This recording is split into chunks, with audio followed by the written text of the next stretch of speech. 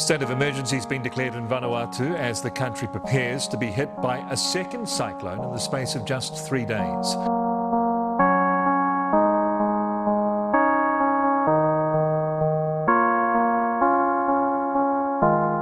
And to make matters worse, there was a 6.5 magnitude earthquake in the north. The southern islands of Tafia province were hardest hit after the first storm, with disaster officials saying homes were destroyed and now food is a significant concern.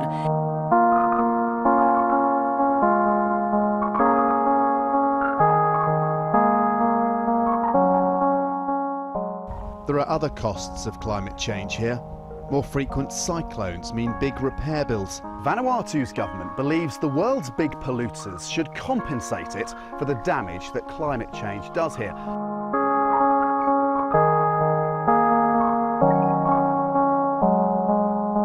Vanuatu alone is known as the most dangerous place on Earth due to volcanic eruptions, due to tropical cyclones, earthquakes, tsunamis. Everywhere in the Pacific is experiencing this.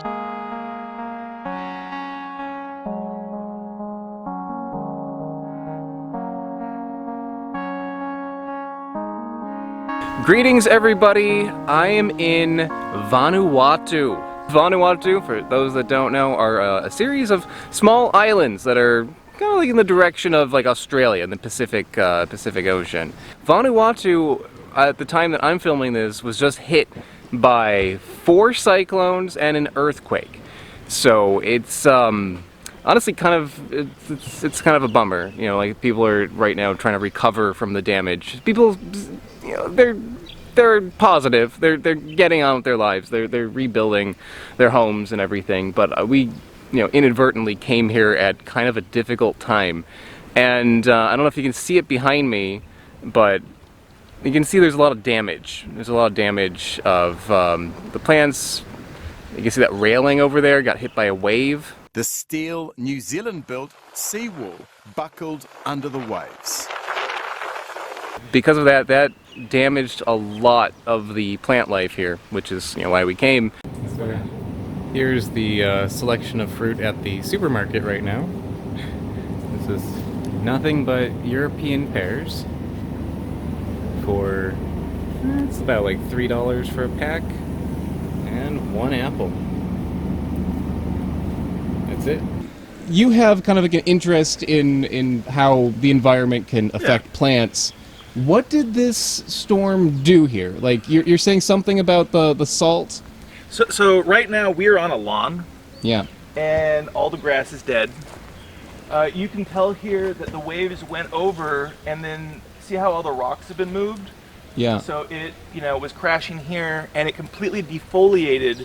Like if you look at the trees, most of them are dead or have no leaves. It even took all the leaves off of the coconuts, which is crazy because coconuts can take really big storms. So that means it had to be really, really big. It has been a lot of rain, a lot of debris, a lot of roofing iron has gone from people's homes. A lot of fruit trees are down, gardens, and it's a very big mess in Port Vila. We're looking at a very big cleanup operation tomorrow. It was like a category 4? 5. Oh God. Yeah. Yeah. It's category 5, as they said. This is very severe. But despite all of that, you found some fruit. Yes, I did. That still managed to put up a good fight and still manage to produce fruits. This is a type of Terminalia. Yep. So this is related to the tropical almond, which I've reviewed a couple times on this channel. The first time I tried it was actually with you. This is the tropical almond tree. You see these basically on the beaches in most parts of the world. There we go. See these guys right here? They're full size? Yeah, these are full size. They look like the tropical almond. Yeah, it looked like them, only a lot smaller. Some tropical almonds are edible on the outside. Some of them aren't, or terminalias rather, and the seeds inside should be edible. Looks like there's a couple little bore holes on it, but I'll take it.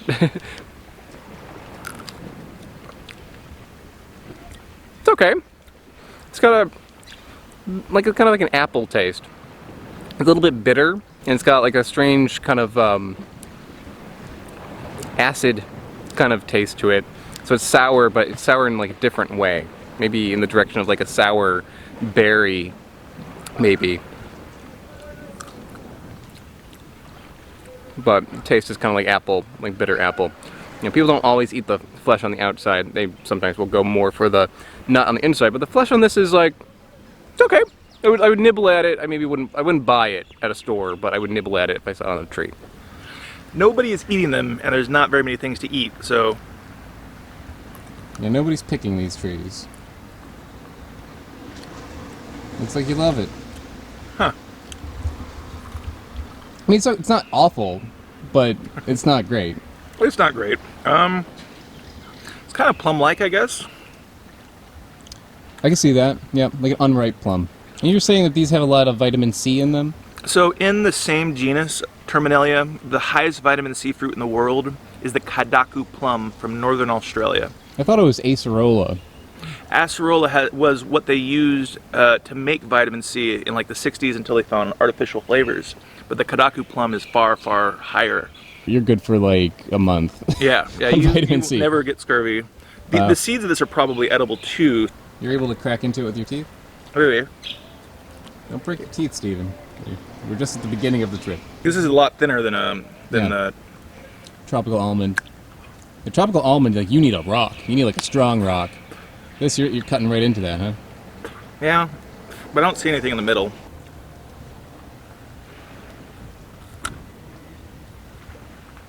I heard a crack there. Was that my tooth, though? It doesn't taste good when you bite into the wood of the stone. No, it's too hard. Too hard? Is that what it is? We need to find a rock or something to try to get the last... It's really small, though. Yeah. So I feel if we do get into this, we're not going to find much.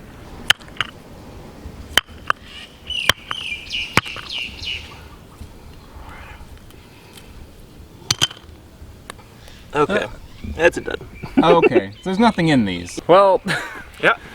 wasn't like the most successful of fruit finds. However, it is really rare. It's a different species, probably endemic from this island, or Probably. I mean, we'll find out. we'll have to look it up. Yeah, we're gonna look it up. But it's cool to try a different species, even if it's, you know, a little subpar compared to the ones we've had. But the most interesting thing is just, you know, where we are, and we're at a very interesting place at a very interesting point in time. It's a downer, but we're gonna still keep an eye out and see what kind of fruit has fought against the odds, and get to have a good time experiencing the culture here of people who are, you know, getting on despite, you know, what's happened here.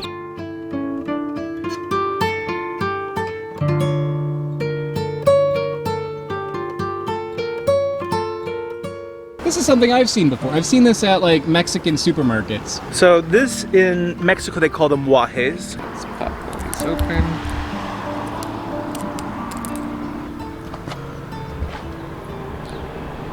That's interesting. That's actually pretty good. This is stinging nettle. This is a very dangerous plant because if you touch the leaves will have little hairs on them that can cause like contact dermatitis, but they have little fruits.